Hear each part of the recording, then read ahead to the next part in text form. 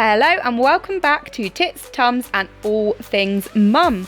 Once again, I'm going to remind you guys, Tits on Tour tickets are on sale if they haven't sold out already, manifesting that they have already sold out. But go over to Instagram, Tits, Tums and All Things Mum, click the link in the bio and get your tickets for Tits on Tour. It is going to be an epic night out. There is strippers, inflatable boobs, everything. Get yourselves there. So today I am talking to the lovely Nicky. How are you? I'm good. Thank you for having me. Thank you for coming on. Could you start by telling us a bit about yourself? Yeah, sure thing. I am Nicky Denson-Elliott. I am the founder of an online community for female founders called The Wilder Collective.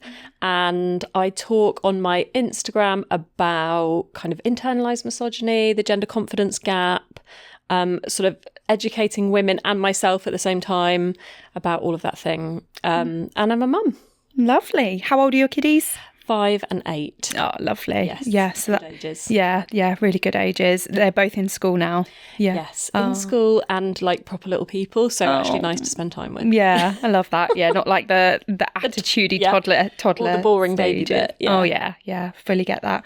So you've already kind of mentioned the words internalised misogyny. I don't want to scare the listeners away with these big words already. Right. Could you go into what this is? Because we've all experienced it. I can guarantee every listener has experienced it, but they might not have put a label on it. Yes. So could you explain what it is and how we may have all experienced it in our lives? Yeah, so I think people will have heard the term misogyny, obviously, which is like traditionally men's hatred of women.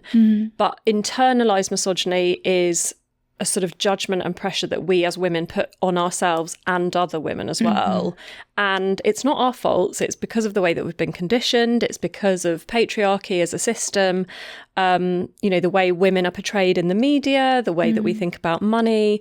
We therefore put these judgments on ourselves, on other women, and sort of walk through the world without realising that we kind of hate ourselves and we're therefore pitting ourselves against each other and creating a lot of the issues that we face are down to the deep-rooted beliefs that we have about ourselves. And so, yeah, my kind of favourite thing is to just try and dismantle that whole system. But it's really hard because since speaking to you, I've kind of been going through life like kind of a bit more aware of what I was thinking. And like maybe 50 times a day, there's little snippets of internalised misogyny in me. And I'm like, I'm quite an aware person. And since talking to you, I'm like, shit, like I'm doing this to myself. Yeah, you've said it to me like since I've been here before we recorded. You said I look old. You said I look bald. Yeah, I look bald. Like you've said things to put yourself down. Yeah. And we are just so used to doing that all the time. And I'm with you. I haven't cured myself. I haven't reached enlightenment. Like, I don't think anyone really has completely, have they? No. And it's we're all a work in progress. I put myself down all the time. I, stare at my aging face in the mirror. I really struggle with all of this stuff. But we're all doing it so much more than we realise. And actually the first thing that you can do is notice. And I think it can help you to just go, do I really think that, or is it my conditioning? Yeah. It's really, really tough though, especially with like the rise of social media, because there's so. Do you know what's been pissing me off recently? You tell me. Internalised misogyny wise, is the morning sheds. Have you seen this bollocks? Yes. Absolute bollocks, where people have got like things around their neck, they've got tapes over their mouth, they've got face masks on, they've got these curly things in their hair and the silk bonnets and I was like, just sleep like a normal person, like just go to sleep without all that shit on. And the thing is, like, all of that stuff is marketing. Yeah. There's no proof that any of it works. No. It's purely capitalism and patriarchy working together against you. Yeah. And you will spend over the course of your life thousands and thousands of pounds on these things. Yeah. In the pursuit of what? Looking like you did when you were 25. Yeah. Yeah. But I didn't know shit when I was 25. Yeah. Yeah. So, like, why is wisdom not valued? Yeah. But, these are the conversations I have with myself because I know how hard it is. So, yeah, that whole shed thing. And also, it's just a trend, isn't it? Like, it's just another trend, another thing that people get into. And then we will move on. But we will have all wasted our lives watching these videos and money buying into it. Yeah. It's utterly bullshit. I mean, I'm not going to lie, I am guilty of it. Like, I've got fake boobs, I've had Botox, like I've done all of those things, but I ain't got the time for those shed things to put all of that stuff on. No, so I'm never going to buy into that stuff. But I have bought into other anti-aging things and the thing that women need to do everything. Yeah. Like women have superpowers because you have to do this and this and this. I hate the narrative of like super mum. I am super mum and I've done it to myself. Yeah, exactly. Yeah. And it's like, no. Like we actually don't have superpowers. Let's be clear. Like if we have male partners. Yeah. That statistically, I mean, there have been studies done about multitasking, for example. Yeah. And women are like, men can't multitask. Actually, research shows that neither men nor women are really capable of multitasking. No. Women just kind of have to do it. Yeah. So they end up doing it. Yeah. So a lot of this stuff is just constructed bullshit. And again, I'm saying, yeah, I'm with you. Like, I buy into a lot of the things. I don't think anyone has reached enlightenment because it's broadly impossible in the society that we exist within. Yeah. So, yeah, all of that stuff is very painful. But at least once you're aware of it, you can start calling bullshit on some of it. Yeah, I guess you can sort of pick out, like, why am I doing this? Am I doing this for other people? Am I doing this because I've placed this pressure on myself? Yeah. And you don't unlearn that stuff overnight. No. But what I think, you know, for you and me and other people watching, like we have kids and how we speak to our children and how we impact them, that's what really, really matters to us. So if we can't do this stuff for ourselves, doing it for our kids is a really worthwhile cause. Yeah. And we will have moved the needle by then. Yeah. You know, we're not going to fix everything. Yeah. Of course not. Yeah. But, you know, I wouldn't want my daughter to talk to herself the way I have spoken to myself. Yeah. I would hate that for her. Yeah.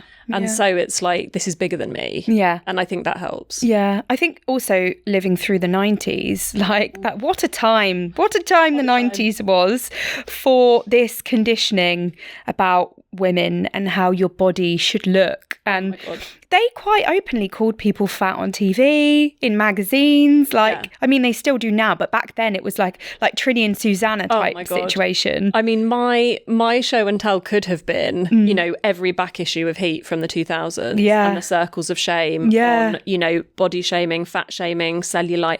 I remember seeing a thing of Mariah Carey that says porky pins. Oh my God. Her legs are not remotely fat by anyone's standard. No. And B, what? Yeah. Who thinks it's okay to say that to a woman? Like, it's to anyone. Totally what. And the thing is, you know, compounding layer upon layer is you look at that picture as a young girl and her legs were ostensibly, I would say, perfect. And I'm being told those are fat legs. Yeah. So how the hell am I supposed to ever feel okay about my body? It's like Jennifer Lawrence. She was called fat in Heat a lot. Oh. She had maybe a size 12 body, but was called fat. So as a bigger than size 12 woman, you would look at that and be like, that's fat. That means I'm fat as well. So it's just awful. And I'm glad we've kind of come away from that a little bit now, although I do think we're kind of heading a little bit back into it. But I agree.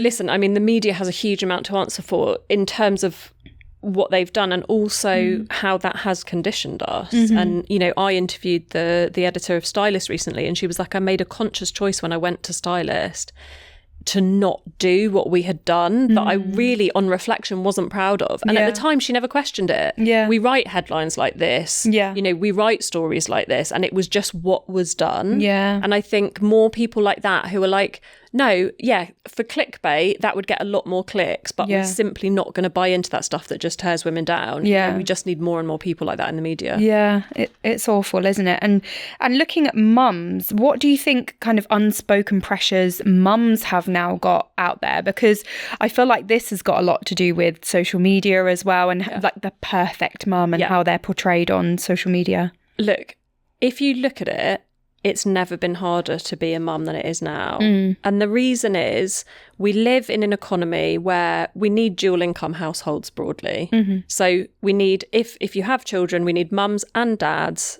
to work. So mums have paying jobs, and yet at home, again, statistically, they are doing the vast majority of the unpaid labour and carrying pretty much 100% of the mental load, which is huge. So they are burning out constantly. I mean, burnout as a phrase didn't exist. Yeah. You know, in the 90s and noughties when we were seeing Mariah's fat legs, we didn't know about burnout. Yeah. Now everyone has it and then almost wears it as a badge of honour. It's like, that's not something to aim for. That's not cool. I skirted burnout last year and it was absolutely horrendous. And the fact that mums have never been doing more means that all of this internalised misogyny stuff, like perfectionism and competition and the standards that we hold ourselves to and the standards that we are held to as mums versus the standards that dads are held to. Yeah. Like men are celebrated, fathers are celebrated for doing the bare minimum. Yeah.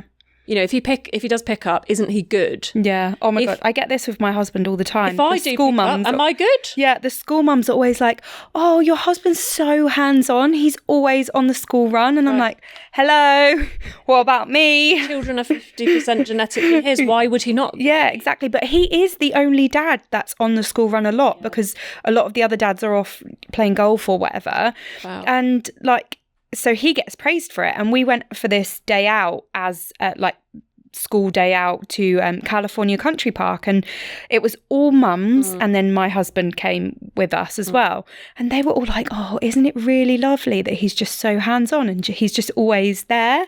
And I was like, I'm always here too. What about me? But they don't. So two things. Yeah, you're always there and they don't celebrate that. That's expected. Yeah.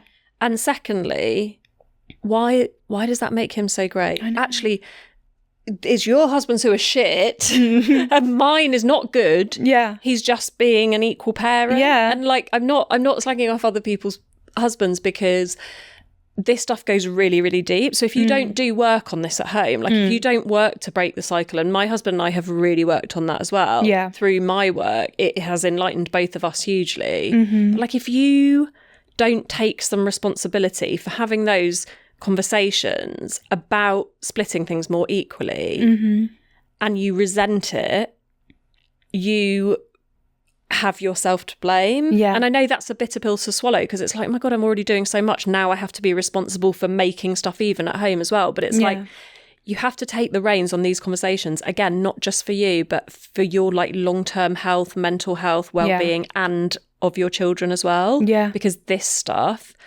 what was conditioned into you and the fact that you probably had a dad who wasn't contributing much on the home front, that was conditioned into you and probably your husband as well. And it's left you where you are. So what you condition into your kids will make a difference to their lives. So now is the time to like start thinking about this stuff. And I think when I speak to people who say, oh, my husband won't even have this conversation with me, or I'm better off doing it myself, you know, and they martyr themselves to the cause. Sometimes that's true though, because I got my husband to start helping a bit more and then he would mess up. And then I was like, oh, I'll just do it myself. Like he forgot to put swimming costumes in the swim bags and stuff like that. And I was like, oh, well, now we've just like, I might as well have done it myself to save the time. So I totally get that. But that is part of being a control freak. Yep. Like I call myself a control enthusiast. Oh yeah. That sounds nice. I'm a control enthusiast. Yeah, I am a control enthusiast. And my husband, you know, recently said to me, one of the kids has got a party at the weekend. Shall I get the gift? Yeah. And I was like, oh God, this is a step forward. Like you've like proactively done that. I was like, yeah, you can get the gift. And what he chose, I would not have chosen. But I was like, you just let it slip. Like, you know, you have to hand over the reins, you know, let them organise a kid's party or let them do these things because basically they're out of practice. Yeah. And the reason that you get it right every time with the swim stuff is because you do it so much. Yeah. And it's like, it's hard. And yes, each time you do it, you'll be like, it's just easier if I do it that one time.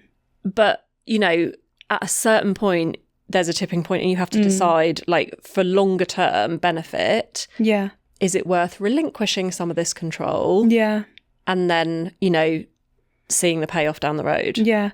So you've got as far as relinquishing the control. They're doing 50-50. Then comes the guilt. That's a bit of a reach. Then comes the guilt. So my husband, we've had all these conversations. He's definitely pulling his weight 50-50. I don't think he'll ever be 50-50, but he's pulling his weight a lot more than he used to. But when I'm now sitting on the sofa doing some work on my laptop and I see him out the corner of my eye loading the dishwasher or the laundry or whatever, I feel guilty that I'm sitting on the sofa working and he's, even though I'm working, but he's doing stuff. And I feel like that is more internalised misogyny, as in we put this guilt on ourselves to be doing all of the things. And when we're not, we feel guilty for it. 100%. I mean, mum guilt, you know, is part and parcel of that. Yeah. And it's something that I just don't subscribe to. I actually think that mum guilt is mum shame. And a lot of it comes from other women, and then we sort of take that on. Because I had this conversation on my Instagram recently. Have you ever heard the phrase dad guilt? No. Like, I don't know if they feel dad guilt either. I asked my husband, listen, dads may feel guilty at points. Of course they can. But I asked my husband, have you ever, you know, felt guilty when you were away from me and the kids? Or like having a 45-minute poo. Do you feel guilty about that? And he was like, no, I can't say I have. No. And, you know, just honestly. Yeah. And I just think, why? I think we're placing so much sort of importance on like really small, inconsequential things in the bigger scheme of things. Like, are your children loved, nurtured? Do they have strong attachments? Do they know you're coming back? Yeah. Do they know that the work you're doing, you know, matters to you, is important to them, helps them sustain the life they have? Yeah. Like, why would you feel guilty? You know, I've had friends say, oh, I feel guilty. I'm such a shit mum, so therefore I make the birthday cake because it sort of assuages my mum guilt. And I'm just like, make the cake if you want, absolutely. But like, your kid is loved and nurtured. There's nothing for you to feel guilty about. Yeah. And I think that whole thing of like sitting down is part of women not feeling that they deserve to rest. Yeah. They feel that rest is selfish. Yeah. But rest is essential. It's as essential as sleeping and eating and shitting. Can you tell my kids that? Or like, can I get a recording of that to tell my kids? Because they yes, you can get a they didn't get the memo. Yeah, and also, like, if you can't rest, by the way, your kids won't be able to rest. Yeah, and they can't. And do you want that for them as, as future parents, potentially, as well? Because I've got a friend who, you know, when I go away with my girlfriends, every time we sit down on a sunbed, she'll basically be like, and after 5 minutes, she's up. Yeah. She'll just find something to do. Yeah. And I'm quite good at sitting down and chilling out. And my mum was very good at sitting down and chilling out. And I'm really grateful to my mum for that, because I'm like, I genuinely think I can nap because I watched my mum nap on the sofa. I love that. So what you're saying, the moral of the story is we all need to nap. Yes. Yes. In front of your children, no less. Oh my God, I love that. Because you're modelling self-care by having a nap and being like, do you know what? You stick your film on, but I'm going to close my eyes. I'm not joking. Yeah. This is a win-win. But then you get the judgment from other mums. And have you heard of the website Tattle Life? Yeah. So I once made the mistake of going onto Tattle Life and searching for one of my friends on there. And I went through her thing. For those of you who don't know what Tattle Life is, it's a horrible, evil website where people basically bitch about online personalities. And I went on there, I looked through my friend's thread, and all it was them judging her parenting, her body, her ability to look after herself, like self-care, like her skin. Does she ever wash her face? She needs to go on a diet. All of this, literally everything we're talking about. And I think that I have internalised their judgments of my friend in myself, because now when I'm looking a bit scruffy, I will think, oh my God, but people out there, like the people on Tattle, might be thinking I'm like her. And it's just awful, isn't it? I mean, I think there's almost like a different species of woman. So those women who go on Tattle Life, it must be like a kind of guilty, anonymous pleasure. And they are absolutely filled with insecurity themselves, without question. And they're absolutely filled with internalised misogyny. It's a bit like if my daughter ever says that someone was mean to her at school, we have a sort of mantra and I'm like, who was that about? And she's like, it was about them. Yeah. I'm like, it's never about you. It's always about them. And that doesn't mean make it okay, by the way. It doesn't make it okay to be unkind or to literally tear people down online. But I just think those judgments have absolutely no foundation. They're not based on anything real. They're just based on this kind of hideous doom cycle of like internalized misogyny and women hating on women and tearing each other down because of all their conditioning and everything they've ever seen. And, you know, there being no redemption arc for women, you know, in the media. I mean, God, there's so many examples of that I could give. Yeah. And, you know, it just perpetuates and becomes this awful, ugly, hateful thing. And I think you have to, for your own protection, go, I just don't subscribe to any of that. Yeah. It's really hard to know your own mind in a world where you are absorbing social media and the press and everything around you all the time. It's really hard to go, how do I actually feel about this? Because some of what you do deeply believe has been conditioned into you. Yeah. But if you just stop and go, oh my God, these things that I've read about my friend are just hideous. And do I actually subscribe to any of them? No. Yeah. Then you just have to kind of let that go. I mean, I just can't believe that website exists. Actually. It should be taken down. Yeah. Like, it should be allowed. There's lots of petitions to try and take it down, but they've not worked. So it's going to keep going out there. Just a hellscape. Yeah.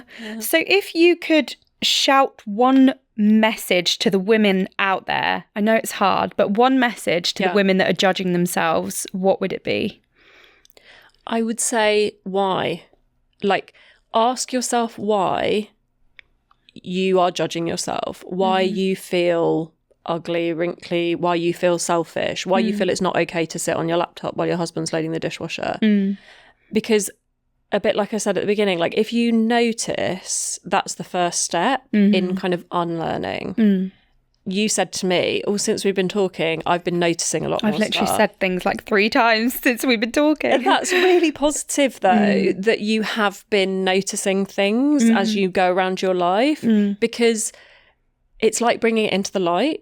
So once you notice it, you can kind of peel back the curtain on it and be like, oh, that's not kind of that ugly thing that I think it is. And so I think, if you notice, then you can kind of go, do I actually think that?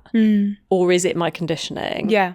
And you can reframe your thoughts. You know, if you walk past a mum on the school run and she's frowning, for example, and you think to yourself, not even consciously, but you're kind of like, oh, she's a moody bitch or something like that. No, they all think that about me. Right. And I think because I have a resting bitch face. I do too. And I think I literally did a post about this the other day about mums on the school run and these like tiny invisible judgments that we're making of each other all the time. And then someone messaged me and was like, because of your post, I went up to a mum that I thought I was having beef with. And I asked her how she was doing, and it turns out her dad's really ill and she's caring for him and she's incredibly stressed. She was like, if I hadn't read that, I probably wouldn't have gone up to her and I probably would have kept thinking that we had fallen out and she was a cow. Yeah. And I was like, I feel like we're all doing this to ourselves. And listen, the school run, it's not like a joyful experience. So I'm not saying, you know, walk around beaming at everyone. And I tried it the other day as an experiment and people looked at me like I was insane. But a few people flashed me a smile. Yeah. And I think, you know, some of us are really in our own heads about what other people are thinking about us, but we're probably not thinking that much about other people. And if we are, where is it coming from? Yeah. You know, maybe she's feeling shy. Maybe she's really intimidated by you. Yeah. Maybe she thinks you don't like her. You know, there's so much that could be going on. So I think it's like just approaching everything with a bit of curiosity and a bit of kindness. Yeah. I love that. Amazing. On that note, let's move on to our show and tell segment. Okay, so for show and tell, I think this is bloody hilarious, by the way. And I actually have a question for you as well, because this is about like how we look. So if you want to go and explain what that is, and I'll ask the question. Yeah, so my show and tell is a product called Uber Youth. My God, whoever came up with that. And basically, I was looking over my dresser and I was like, what can I find with the words anti-aging or youth or, you know, anything in that just kind of general area of language. And I happened upon this and I was like, it speaks to so much of what is an issue for women, which is that it's not okay for women to age. It is okay for men to age, but it's not okay for women. That was going to be my question. Why do men get called silver foxes, but we just get called old and haggard? Like, we love an old man with like grey hair, don't we? But then a woman with grey hair and looking a bit old, you'd be like, oh, she's old. So recently, George Clooney dyed his hair brown for a play. He's obviously been grey since he was in his 30s. Yeah. He dyed his hair brown for a play and there was uproar. Yeah, and I can confirm I've met George Clooney and he's fit with grey hair. So, yeah. But, I mean, nothing fancy, but yeah. There was uproar because he had dyed it brown. Yeah. But I feel like if a woman let her hair go grey, there's uproar in the opposite direction. Yeah. So it's like the double standard is just... It's so massive. Yeah. And I think men are valuable and virulent until death. Yeah. And women, you know, historically just have not been viewed in that way. And I think that's why we're all obsessed with looking younger. I saw an incredible reel the other day that said, as you get older as a woman, you're either going to look old or you're going to look weird. Yeah. Oh my God, I saw that reel as well. It's just perfect. Which is so true, because if I look at some of the older people that have had a lot of, I mean, look at Katie Price, bless her. She's got issues. She's had, and like I've had work done, so I get it. But she's had so much done now that she's no longer recognisable. And it's sad that she thinks that that's what she has to do. Right. To still be like worthy of her place. No one's looking at her, or like, you know, Kris Jenner all over the press with her facelift. She's 70 years old. Bloody hell. She's had an incredible facelift. Yeah. But no one is looking at her and going, wow, Kris Jenner looks good for 70. Yeah. They're all going, what an incredible facelift. Lindsay Lohan as well. Because she's obviously had a facelift. Yeah. So it's like, why? What is that doing for you? And I love that you're either going to look old, which is okay, by the way. Yeah. You're either going to look old or you're going to look weird. You're simply not going to look 25 again. No. You're not. And I think that's been helping me because I have it all, like I said, I'm not fixed. I've had Botox. I study my wrinkles in the mirror. I'm like, where the hell has that come from? I get a new wrinkle every day. Yeah. And I'm like, oh God. So for me, I'm 41. In another 10 years, I'm 51. My face will have changed again. I cannot, you know, there's only so much I can do without just looking really, really odd. Yeah. And I don't want to. I appreciate the wisdom. Yeah. The mental wisdom that is coming with age. So why am I trying to fight it in my face? Yeah. But to answer the question, you know, why can men age and why can women not? Everything about the way that men and women portrayed in society is different and unfair and just such polar opposites. And, you know, I mentioned before, there's no redemption arc for women. Like if women in the media, if they do something wrong, if they're portrayed in a certain way, they get torn down, they kind of get cancelled. Men get a redemption narrative. You know, they get, or it gets ignored because they're hot. So there is one of the most famous people, most famous men in the world, I won't name him, who allegedly assaulted one of his children on a plane. Oh. Okay. He's still one of the biggest movie stars in the world. Oh, wow. He's still revered and loved for being hot in conventional ways. Yeah. And nothing has happened. If a woman allegedly assaulted her kid on a plane, a famous woman, I honestly don't think you'd hear the end of it. No. I think she would be destroyed. Yeah. And for me, I'm just like, are we all just pretending that didn't happen because we fancy him? Like, what the hell? It's wild, isn't it? It is wild. So, you know, I think it comes back to like menopause and women no longer being able to procreate. And obviously, like it's almost like it's an ancient thing of back when we were just here to be able to provide children.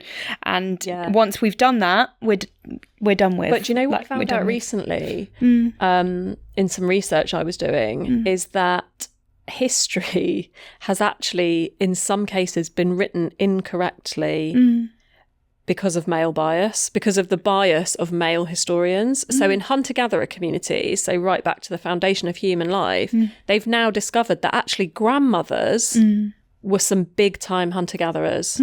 So everyone, so everyone was like, men hunt and gather and women procreate and rear children. And they're basically proving that isn't true. Actually, that teenagers, like boys and girls, had a really important role in hunter-gathering.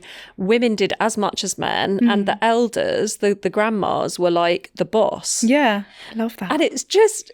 So for me, I'm like, the foundations of patriarchy now we're even calling into question. And that's enough for me to go, oh, this is a construct. This is purely constructed. And therefore I can just let all of that go now. Yeah. Like, it's not that easy because of how long we've been conditioned for. Yeah. But once you know that, it does kind of set you free. Yeah. So it set you free, but what about everything else? Like are we ever going to get past this? Are we ever going to get to a point where men and women are looked at equally, do you think? I mean, I would like to think that collective consciousness matters and that small changes make a difference. It's like, I don't know, you need, ripples turn into waves. Yeah. It's slow progress, and sometimes it feels like we're rolling back on a lot of women's rights at the moment, and I get that. It's a really sort of difficult time for women in the world, and unless all women are free, no woman is free. A lot of people sort of stand by that belief, and I get that and support that.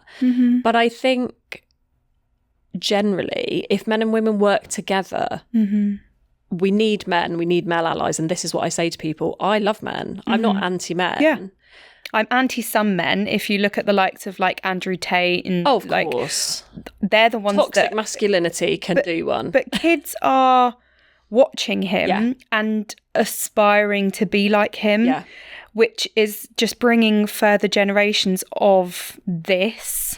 But in some going ways, forward, the way that he's having such an impact, I'm like, he's just one person and he's having that impact. That's horrific. Yeah. But that means one person trying to spread a good message, trying to have a positive impact, could also have a huge impact. And there are people out there trying to have those conversations about, men cry too, the dad shift, to campaigning for better paternity leave. There are people doing really positive things. And I always say it's not men versus women, it's all of us versus patriarchy. And the sooner you understand that patriarchy is a system that we all exist within, that we're not going to like blame men and be like, men are shit. We understand their conditioning as well. But the sooner we all get on board with that, the sooner we can make some progress. So it's not going to happen overnight. But I think the shift that we've seen in one generation from our mothers to us has been huge, not necessarily in a good way in terms of what we've taken on. Yeah, but now, a lot of pressure for this generation. Huge amount of pressure, unreal.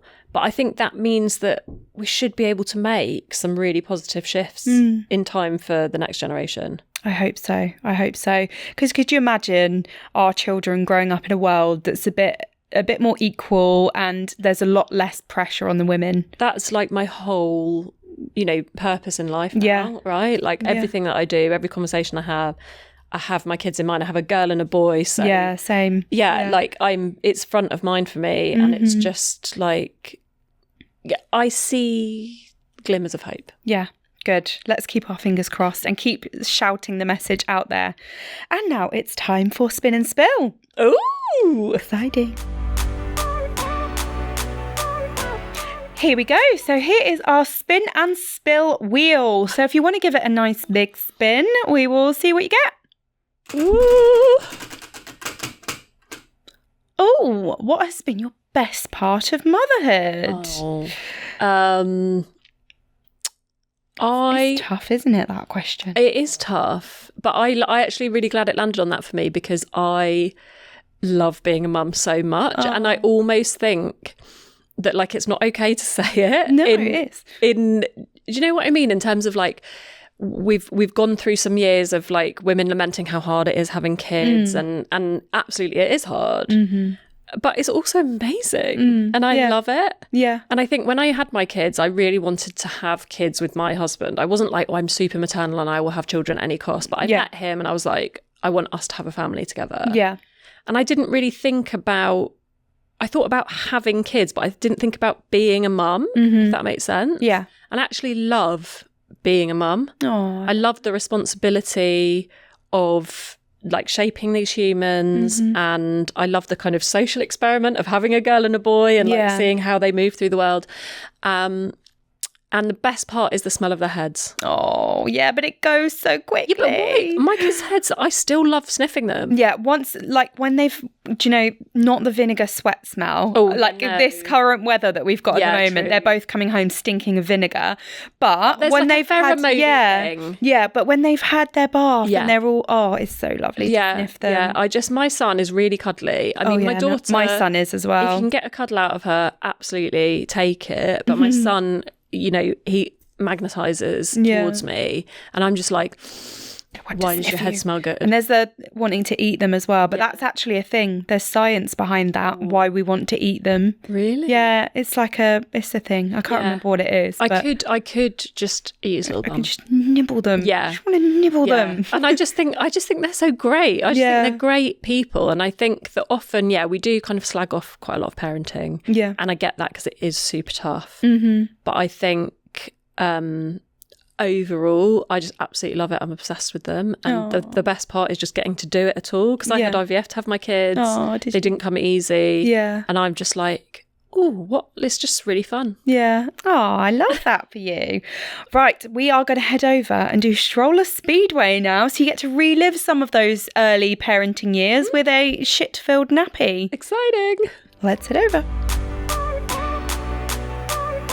So here we are at Stroller Speedway. How are you feeling? Oh, just very excited. You've actually seen me poop up the baby's nappy in the green room. Yeah. So you've seen everyone gets a tablespoon. It's very fair. Yeah, I'm very excited.